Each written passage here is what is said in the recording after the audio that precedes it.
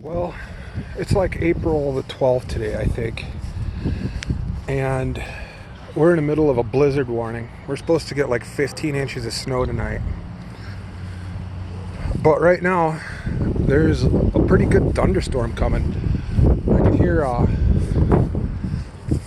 the thunder, and you can see the lightning. See if you guys could see it for a little bit. Nope.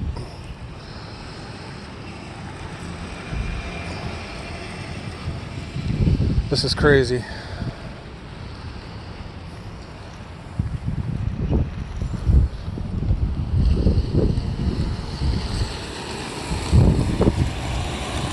A lot of people are passing.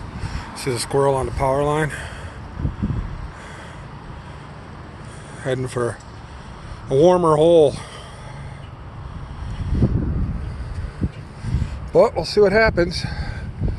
I gotta be somewhere at 7 p.m. about 60 miles west of here. The interstate's closed about 200 miles west of here, and it's gonna close some more.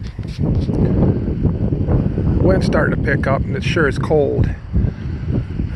I don't see a thunderstorm coming soon, I'll tell you that. Well, wish me luck.